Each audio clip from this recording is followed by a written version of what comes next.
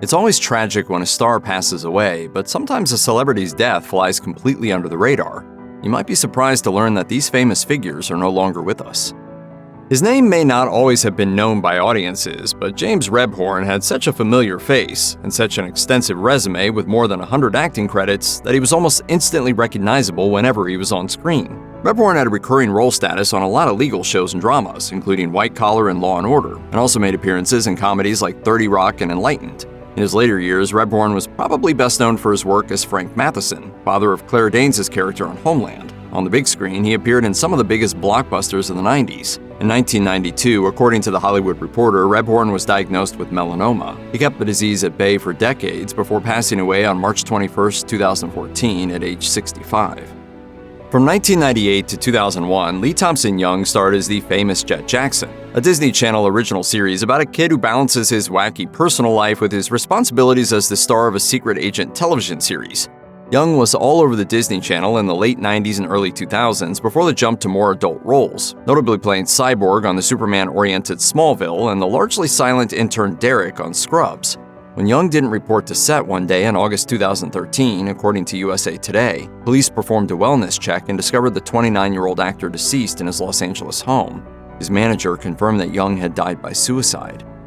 YouTube has been around long enough that it breeds legitimate celebrities, but sadly that also means that some of them have already passed. Stevie Ryan is one such person, a YouTuber who gained millions of followers for her short sketch videos. She got popular enough that she got her own sketch comedy show on VH1, Stevie TV, which ran for 2 seasons. Unfortunately, Ryan suffered from depression, a condition that only got worse when her beloved grandfather passed. She said on the Mentally Chill podcast, "I'm just worried that this is going to send me into a deeper depression." Unfortunately, on July 1, 2017, 2 days after speaking about her grandfather, Stevie Ryan died by suicide, leaving behind an all too brief legacy. It's been said that if there hadn't been a George Martin, there wouldn't have been a band called the Beatles. Whether that's true or not is impossible to say, but George Martin certainly helped turn the band into the international sensation they became.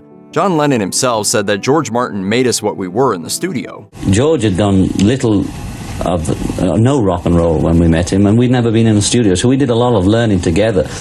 After the Beatles' breakup, Martin continued producing for Paul McCartney and Ringo Starr during their solo efforts, famously working on McCartney's Live and Let Die in 1973. Other musical acts that George Martin worked with include Kenny Rogers, Celine Dion, and Elton John, to name a few. On March 8, 2016, Martin died of unknown causes. He was 90 years old and passed away quietly in his sleep. Ladies and gentlemen, I hope you can hear the sound of my voice. Few actors have a voice that's more iconic than the one gifted to Gilbert Gottfried, and it made him a favorite not only for stand-up comedy but cartoon and video game voiceovers. He had literally hundreds of credits to his name, from Aladdin to Sharknado. It's a tornado! Gottfried died on April 12, 2022, and when his passing was announced, it was also revealed that his death came at the end of a long illness. Gottfried had been diagnosed with myotonic dystrophy type 2, which causes both muscle atrophy and muscle contractions. His diagnosis was linked to his official cause of death, which was recurrent ventricular tachycardia, or, as the Mayo Clinic explains, an interruption of the electrical signals in the heart, which can lead to sudden cardiac arrest. In a post on X, his family wrote, "Although today is a sad day for all of us, please keep laughing as loud as possible in Gilbert's honor." Nick Lashaway never became a household name, although who knows where his career might have gone if it had been given more time. Most recently, Nick Lashaway was known for his role as Frank on HBO's Girls. Lashaway also had roles in The 40-Year-Old Virgin and 2011's In Time starring Justin Timberlake. He got a start in 1998 at the age of 10 when he was cast in The X-Files as a young Fox Mulder, a role he later reprised in the 2015 continuation of the series. Tragically, Lashaway was killed in a car accident on May 8, 2016 at the age of 28. When people nickname you the King, you know you're doing it right. The godfather of golf and a god on the green, Arnold Palmer is one of golf's most recognizable names, and not just because somebody named a drink after him. I was embarrassed to ask for an Arnold Palmer. Between 1955 and 1973, Palmer raked in victories at 62 PGA Tour events, and in 2012, he became the 6th athlete in history to receive the Congressional Gold Medal. His career, which lasted more than 60 years, inspired thousands and went a long way toward making golf a nationally beloved sport. He passed away on September 25, 2016 at the age of 87. His wife told the press that he suffered from heart issues. You never saw his face or heard his voice, but Kenny Baker played one of the most recognizable characters in movie history. From A New Hope in 1977 to Revenge of the Sith in 2005, Kenny Baker was the man inside the suit in every Star Wars movie that featured R2-D2. In addition to the Star Wars films, Kenny Baker also acted in Labyrinth, Time Bandits, Willow, and The Elephant Man. For years, Baker suffered from a lung condition, and the English actor finally succumbed to the illness on August 13, 2016. He was 81 years old, and he reportedly died peacefully in his sleep. George Lucas said that he was the heart and soul of R2-D2. Modern audiences might be most familiar with Richard Attenborough's well-meaning but misguided John Hammond in Jurassic Park. You're meant to come down here and defend me against these characters, and the only one I've got on my side is the blood-sucking lawyer. Thank you. But he was already a wildly well-established actor by then, with film roles going all the way back to 1942. Attenborough hailed from a creative family and served in the RAF during World War II. He got involved in West End performances during the war years and didn't officially retire from the entertainment world until 2007, after directing his final film. After suffering a fall in 2008, he became reliant on a wheelchair and was forced into retirement. A few years later, he and his wife, actress Sheila Sims, moved into a care facility. When he passed away on August 24, 2014, it was at the entirely respectable age of 90. Steven Spielberg was among the first to pay tribute to him, saying, "He made a gift to the world. He was a dear friend, and I am standing in an endless line of those who completely adored him." Kimbo Slice became an internet sensation in the early days of YouTube, and in 2008, he transitioned from backyard brawls to professional MMA. Real name Kevin Ferguson, his third professional fight became the first MMA match to be broadcast on primetime TV. In many ways, Kimbo's larger-than-life attitude brought the young sport of MMA into the mainstream, and although he looked fearsome in the ring, he was said to be a gentle giant in private. On June 6, 2016, Kimbo Slice was rushed to a hospital in Florida. He died of heart failure the same day. According to ESPN, Slice had been on a waiting list for a heart transplant at the time of his death. Professional wrestling is still mega popular, but it arguably reached unsurpassed heights in the 80s. Wrestlers like Hulk Hogan, Andre the Giant, and Jake the Snake Roberts became household names. And there was no bigger heel in this era of the WWF than Roddy Piper. When inducted into the WWE Hall of Fame in 2005, Ric Flair called him the most gifted entertainer in the history of professional wrestling. Roddy Piper is the persona of Canadian wrestler Roderick Toombs. As just playing Roddy Piper, the man was an actor out of the ring too, most famously starring in the cult classic They Live. I have come here to chew bubblegum and kick ass, and I'm all out of bubblegum. In 2006, per NBC News, Piper received a Hodgkin's lymphoma diagnosis and sought treatment. 9 years later, according to his agent, the wrestler died in his sleep on July 31, 2015, at age 61. In the pantheon of lovable TV dads, Uncle Phil, the gruff surrogate father figure from The Fresh Prince of Bel-Air, ranks at the top of the list. Well, son, I guess there's only one thing for me to do. I'm gonna nail your behind to the floor. The tough love-issuing judge held his own with the charismatic Will Smith, and the 1990 to 1996 sitcom is certainly the most famous role in the long and prolific career of James Avery. 90s kids will also remember him as the voice of Shredder in the original Teenage Mutant Ninja Turtles animated series, just one of Avery's nearly 200 acting credits. But I don't want to conquer this place. I want to conquer Earth. He did a lot of voice work in the 80s on relics like Hulk Hogan's Rockin' Wrestling, Rambo, and Super Friends, while appearing in the flesh on multiple TV dramas. After Fresh Prince wrapped up, Avery's most prominent role was that of medical examiner Dr. Crippen on the popular TNT procedural The Closer. In November 2013, Avery underwent open heart surgery, and complications from the procedure led to his death the following New Year's Eve. Avery was 68.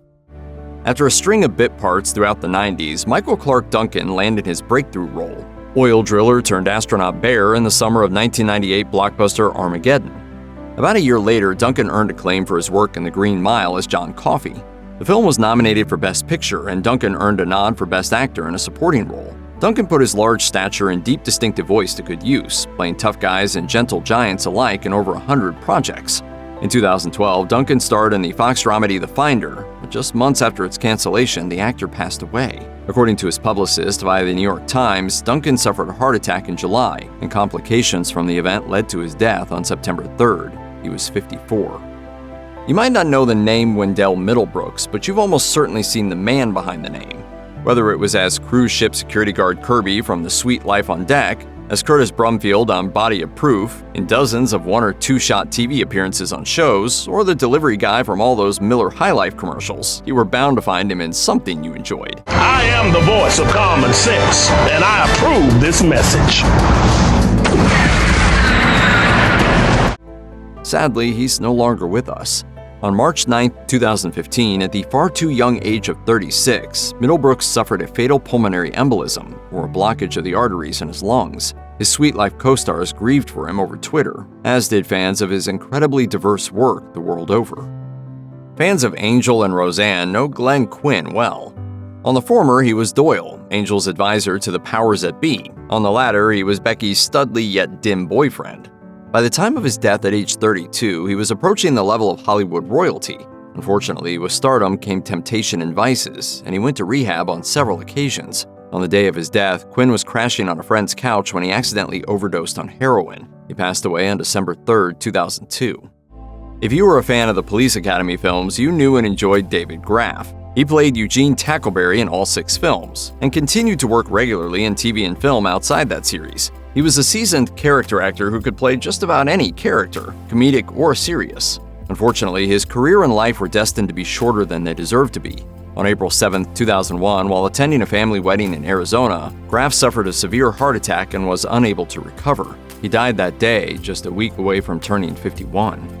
Judith Barsi had a large body of work for someone who died horribly at age 10. Starting her career when she was 3 years old, Barsi appeared in shows as diverse as Twilight Zone, Remington Steele, and Cheers, along with films like Jaws: The Revenge and Eye of the Tiger. She was probably most known, however, for voicing Ducky in The Land Before Time and Anne Marie in All Dogs Go to Heaven. Charlie, will I ever see you again? Sure you will, kid. What most viewers hearing her voice in those films didn't know is that she was already dead by the time they were released. On July 25, 1988, Barsi's father shockingly shot Judith and her mother in their home, then turned the gun on himself. Younger fans may not recognize Rod Taylor, but his legacy in Hollywood is undeniable. His most famous role came in 1963 when he was cast in the memorable starring role of the Hitchcock thriller The Birds. Taylor appeared in more than 30 movies during the 60s and 70s, including The Time Machine, Do Not Disturb, and Nobody Runs Forever. In 2009, Rod Taylor played Winston Churchill in Quentin Tarantino's Inglourious Basterds. Brief him. He was 78 at the time, and it was to be his final role. Taylor died of a heart attack on January 7, 2015, just 4 days before his 85th birthday. He passed away in his home, surrounded by friends and family. In 2013, at the age of 6, rising star Laurel Griggs achieved the dream of countless stage performers. She made it into the cast of a Broadway show, playing the role of Polly in a revival of the play Cat on a Hot Tin Roof, starring opposite Scarlett Johansson. From there, she bounced over to another production on the Great White Way, this time the stage musical adaptation of the film Once, where she played the character of Ivanka for 17 months. During Griggs' time on Broadway, she maintained a normal life, regularly attending school in the New York neighborhood where she lived with her parents. On November 5, 2019, Griggs was working on a homework assignment when she had an asthma attack. Emergency personnel rushed Griggs to a hospital, but just 4 hours after the asthma attack, Griggs passed away at the age of 13. On Friday, November 8th, Broadway dimmed its lights in remembrance of the young actress. Rob Knox played ice-cream-loving Ravenclaw Marcus Belby in Harry Potter and the Half-Blood Prince, though he should have been known for far more than that. Knox was set to return for Deathly Hallows, but on May 24, 2008, Knox was at a pub with his younger brother in London when a man walked in with a knife. He went after Knox's brother, but Knox rushed in to defend him and was fatally stabbed. He was only 18. At the Half-Blood Prince's London premiere, the cast wore white ribbons on their wrists, both as a tribute to Knox and to raise awareness for knife violence in the UK. The late 80s cast of Saturday Night Live was among the best in its long and storied history. Jan Hooks had all the tools to make it as an SNL all-star, recurring characters and a knack for uncanny imitations of the celebrities of the day. I can't believe you're talking about my hair with all the bloody starvation and the suffering in the world right now. The Georgia-born comic left SNL in 1991 to join the cast of the Atlanta-set sitcom Designing Women as a ditzy Carlene Dober, and enjoyed recurring roles on some of the most popular comedies of the next 2 decades, including Third Rock from the Sun, The Simpsons, and 30 Rock. Hooks died on October 9, 2014 at age 57 due to throat cancer. When boy bands ruled the TRL-fueling music world in the late 90s and 2000s, each collective of cute guys had to differentiate themselves from the rest. For the trio LFO, short for Light Funky Ones, that meant half singing and half rapping their way through chill, laid-back songs filled with non-sequitur lyrics. LFO split up in 2002, right around the time that the boy band bubble burst. Sadly, there will never be an LFO reunion. Two of the band's three singers passed away after they split up.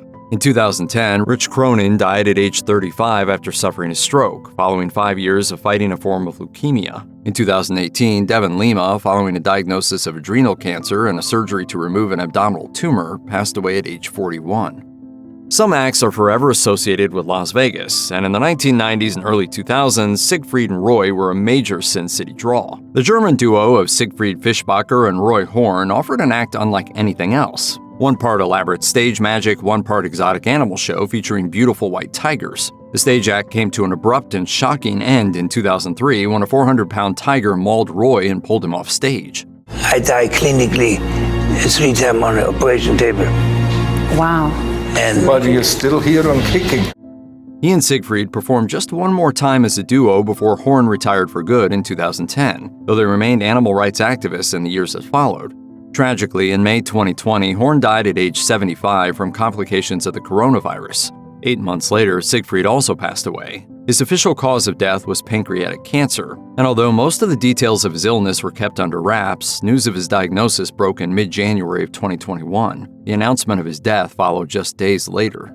In the mid-1980s, British dance pop collective Dead or Alive scored a string of dark but groovy hits in the US and the UK, most notably Lover Come Back to Me and the extremely catchy You Spin Me Round Like a Record. The band was a vehicle for frontman Pete Burns and his powerful gothic singing voice. He was also one of the few celebrities at the time to publicly disclose that he followed a non-heterosexual lifestyle. He was married to a woman, but after they separated, he entered into a civil partnership with a man, whom he'd eventually marry in 2006. Yeah, I've only ever met one person, well, 2 people in my life that stopped me, which is my wife Lynn and my boyfriend Michael. According to a statement on social media from Burns' management, the Dead or Alive singer passed away on October 23, 2016, after suffering massive cardiac arrest. Burns was 57. While Thuy Trang played a lot of roles in her brief career, she'll forever be remembered for one specific part, because she was part of the original cast of one of the most popular kids' TV shows of all time. Trang was Trini Kwan, aka the very first Yellow Ranger in the first season of Mighty Morphin Power Rangers from 1993 to 1994. It was a difficult and unlikely path to Hollywood for Trang. When she was 2 years old, Saigon fell to the Viet Cong, forcing her father, a member of the South Vietnamese Army, to flee the country. In 1979, 6-year-old Trang and the rest of her family reunited with her father and settled in California. On September 3, 2001, Trang was a passenger in a car on a California freeway when the driver lost control of the vehicle, flipped, and rammed into a safety barrier. Trang survived the accident but died on the way to the hospital. She was 27.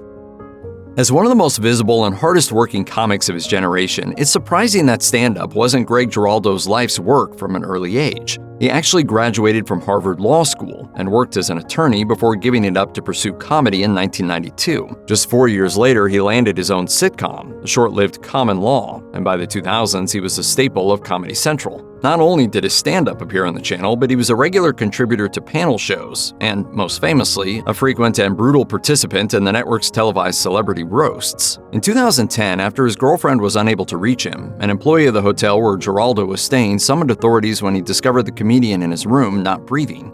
It was later discovered that a drug overdose had put him in a coma, and 5 days later, his family decided to take Giraldo off of life support. Giraldo was 44.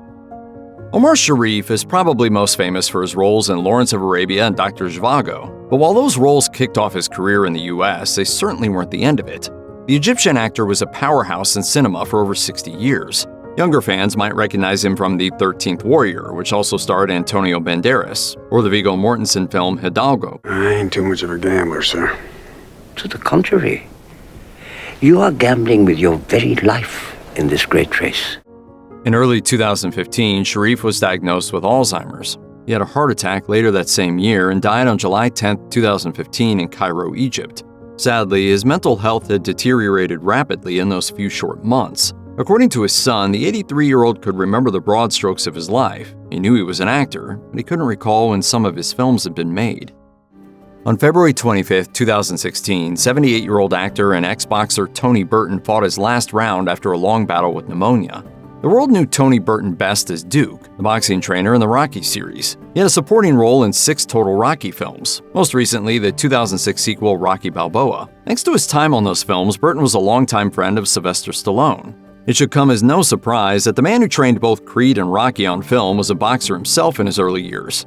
He was a 2-time light heavyweight champion before he retired from the sport in 1959. After that, Tony Burton tried to cobble his life together, but eventually found himself doing a 3-year stretch in a California prison for robbery. While behind bars, Burton took an interest in acting, and in 1974 he landed his first role. After a string of minor appearances in TV and movies, Burton was cast as Duke in the first Rocky film, and the rest is history. Almost invariably, Edward Herrmann played characters with a vibe of superiority or entitlement.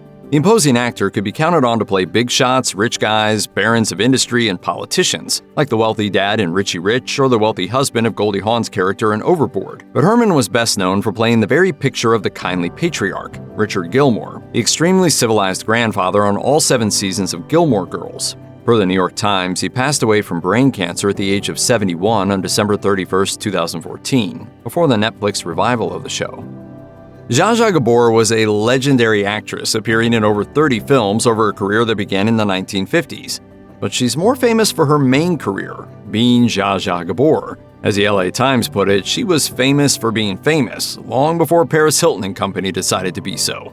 Hello, everybody. Isn't this a lovely party I'm giving? I'm so glad I could come. She was an unabashed personality, always ready with a racy quip and glamorous clothing galore. She married 9 times, had a habit of insisting she was younger than she really was, and called everybody darling. Darling! Sadly, things took a turn in 2002 after a car crash left her partially paralyzed. Her health declined over the years, and on December 18, 2016, she passed away of heart failure.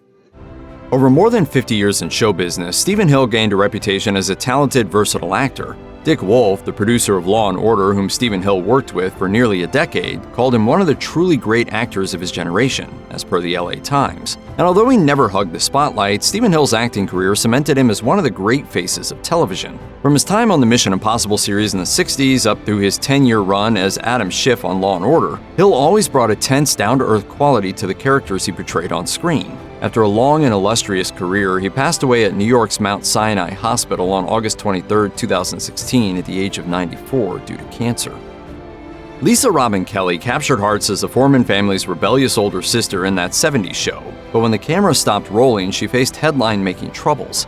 In addition to being arrested for domestic abuse, after which she maintained her innocence, she was also arrested for driving under the influence. In August 2013, her agent issued a statement saying that she had passed away while she was in the care of a rehab facility. The statement revealed that she had voluntarily checked herself into the facility and added that she was optimistic about the future. Several months went by before E! News was able to confirm the cause of her death, which was ultimately determined to be multiple drug intoxication.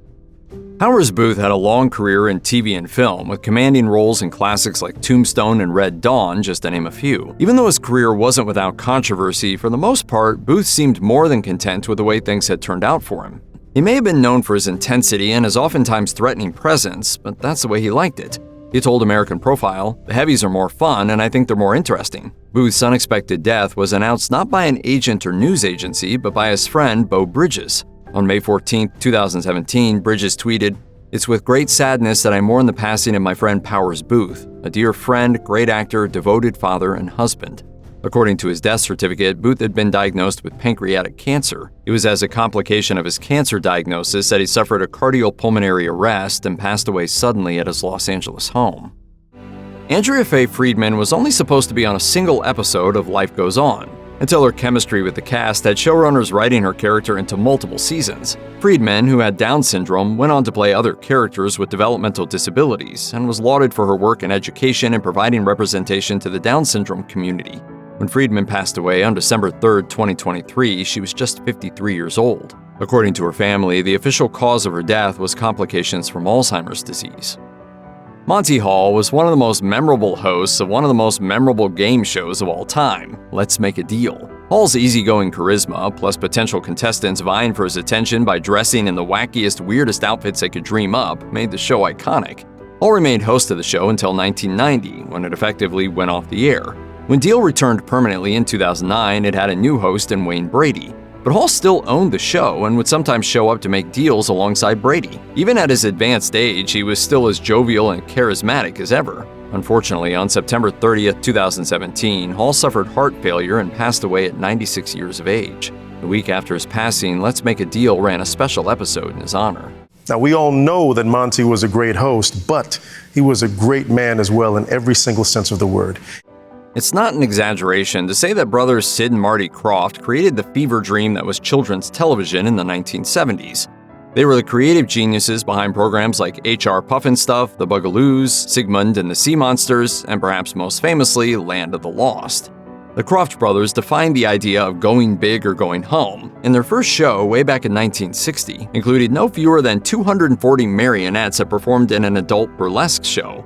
Fortunately, they both lived long enough to see their work honored with stars on the Hollywood Walk of Fame, which they received in 2020. When Marty Krofft died on November 25, 2023, it was the end of an era. As noted in his obituary in The Hollywood Reporter, it was Marty's business sense that allowed their creations to be brought to televisions across the country. Sid explained, "There's nobody better on this planet. I get a dream, and Marty gets it done." Marty, younger by 8 years, passed away at 86 years old. The official cause was kidney failure, and Sid shared his grief in a post on Instagram. He wrote, "I'm heartbroken over the loss of my baby brother. I really know that all of you meant the world to him. It's you that made this all happen.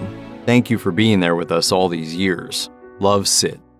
Kirby Puckett was a Hall of Fame baseball player who won 2 World Series championships with the Minnesota Twins. In 1996, Puckett's career was cut short due to glaucoma. According to a former teammate, having to leave baseball so soon was likely devastating to Puckett, a feeling evidenced by Puckett's rapid post-retirement weight gain. Sadly, it was his extra weight that probably did him in. On March 5, 2006, Puckett suffered a severe stroke and died just a day later. At age 45, he became the second youngest member of the MLB Hall of Fame to die post-induction. He left behind a legacy of sheer fun and enthusiasm, proving that you can play sports at the highest level and still enjoy yourself while doing it. Craig Sager was the Roddy of sports, a pleasant middle-aged guy wearing the loudest, most colorful suits imaginable. For nearly 40 years, the TNT sideline reporter would interview NBA stars while dressed like a colorful used car salesman. So it was a league-wide loss when on December 15, 2016, the 65-year-old Sager lost his 2-year battle with acute myeloid leukemia. As he told HBO's Real Sports, his goal was to make it 5 years. Despite only being given 3 to 6 months to live, he made it more than 2 years, which still blew the doctor's expectations right out of the water. But as a testament to how beloved he was, during the 2016 NBA Finals, TNT arranged for Sager to appear on ESPN to report on his first ever Finals game. In 1995, one of the most star-studded casts in Hollywood history was assembled for a gentle, winsome, nostalgic movie about teenage girls growing up in the early 1970s. Now and Then paired 4 A-list adult actresses as lifelong best friends in the present day, and 4 up-and-coming actresses as the characters' younger selves in the past. Ashleigh Aston Moore was the least experienced of the 4 teen stars, having only landed her first roles in made-for-TV movies in 1993. Now and Then represented the peak of her career. After a couple more movies and a few episodic TV appearances, Moore retired from acting in 1997. Sadly, she died on July 19, 2007 at age 26 from a fatal overdose of heroin. If you or someone you know is struggling or in crisis, help is available. Call or text 988 or chat 988lifeline.org.